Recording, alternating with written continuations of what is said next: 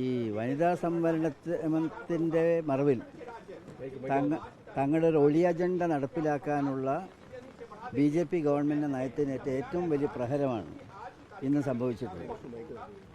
മാത്രമല്ല, ഈ ഡീലിമിറ്റേഷൻ എന്ന് പറയുന്ന ഭരണഘടനയ്ക്കുള്ളിലുള്ള സംഗതിയെ പുറത്തേക്ക് എടുത്തു കൊണ്ടുവന്ന് തങ്ങളുടെ കയ്യിലുള്ള ആയുധമായിട്ട് അത് വളരെ ദൂരവ്യാപകമായ കാര്യം ഉണ്ടാക്കാൻ പറ്റുന്ന വിധത്തിൽ ഉപയോഗപ്പെടുത്താനുള്ള അവരുടെ അജണ്ട പൊളിഞ്ഞത്, അതായത് പൊളിക്കാൻ വേണ്ടിയുള്ള കൂട്ടായിട്ടുള്ള പ്രതിപക്ഷം എടുത്തിട്ടുള്ളത് രാഷ്ട്രീയത്തിലെ ഒരു ധർമ്മം ഉത്തരവാദിത്വം നിർവഹിച്ച നടപടിയാണ്.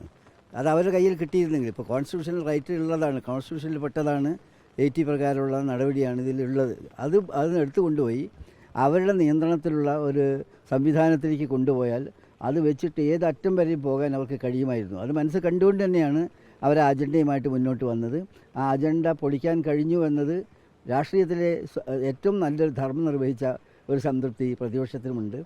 എന്തും ചെയ്യാൻ കഴിയും ഈ നാട്ടിൽ എന്നുള്ള കണക്ക് കൂട്ടൽ ഗവൺമെൻറ് ഉണ്ടായിരുന്നതിൻ്റെ അതിൻ്റെ മുനയൊടിക്കാനും കഴിഞ്ഞു എന്നത് ഇന്നത്തെ ഇതിൻ്റെ ഫലത്തിലെ ഏറ്റവും ശ്രദ്ധേയമായ കാര്യങ്ങളാണ്.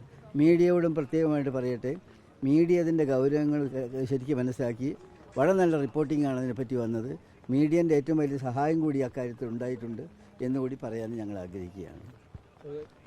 അല്ല, ഇത് വളഞ്ഞ വഴിയിലൂടെ, ബഷീർ സാഹിബ് പറഞ്ഞ പോലെ വളഞ്ഞ വഴിയിലൂടെ ഒരു നിയമനിർമ്മാണം നടത്താനുള്ള സർക്കാരിൻ്റെ ദുരുപദിഷ്ടമായ ശ്രമത്തിന് ഏറ്റിട്ടുള്ള തിരിച്ചടിയാണ് ലോക്സഭയിലുണ്ടായിട്ടുള്ള അവരുടെ ഈ പരാജയം. യഥാർത്ഥത്തിൽ നമ്മുടെ ജനതയുടെ ജനാധിപത്യ ബോധത്തിൻ്റെ, രാഷ്ട്രീയമായിട്ടുള്ള പ്രബുദ്ധതയുടെ, പ്രതിപക്ഷത്തിൻ്റെ ഐക്യത്തിൻ്റെ, പ്രതിപക്ഷം ഒത്തൊരുമയോടെ നിന്ന് വളരെ സക്രിയമായി പ്രവർത്തിച്ച് യോജിച്ച് അഭിപ്രായ സമന്വയം നടത്തി അതിൻ്റെയും കൂടി വിജയമാണ് ഈ കണ്ടിട്ടുള്ളത്. മാത്രമല്ല, ഈ പ്രതിപക്ഷം ഈ ബില്ല് അവതരിപ്പിക്കുന്ന സമയം മുതൽ പറഞ്ഞുകൊണ്ടിരുന്ന കാര്യങ്ങൾ വളരെ ന്യായമായിരുന്നു. അത് വനിതാ സംവരണത്തിന് എതിർത്തിട്ടല്ല, വനിതാ സംവരണത്തിന് ആരും എതിരല്ല. ഇപ്പോൾ ഇന്നലെ രാത്രി പെട്ടെന്ന് സർക്കാർ കൊണ്ടുവന്ന വിജ്ഞാപനം തന്നെ തെളിയിക്കുന്നുണ്ട്. അർദ്ധരാത്രിയാണ് ഇന്നലെ കൊണ്ടുവന്നത്. അത് യഥാർത്ഥത്തിൽ എന്താണ്?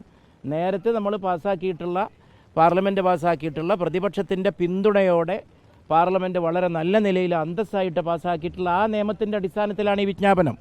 അപ്പോൾ അത് ചെയ്താൽ മതിയായിരുന്നു. അതിന് പകരം വളരെ വളഞ്ഞ വഴിയിലൂടെ വക്രമായിട്ടുള്ള നിയമനിർമ്മാണം നടത്തി നമ്മുടെ ജനാധിപത്യക്രമത്തിൻ്റെ ഒരു സന്തുലിതാവസ്ഥയെ തന്നെ നിഷേധിക്കുന്ന രീതിയിൽ നടത്തിയിട്ടുള്ള ഗവൺമെൻറ്റിൻ്റെ ഒരു ശ്രമത്തെയാണ് പാർലമെൻറ്റ് പരാജയപ്പെടുത്തിയിട്ടുള്ളത്. അത് ഇന്ത്യൻ ജനാധിപത്യത്തിൻ്റെ വലിയൊരു വിജയമാണ്.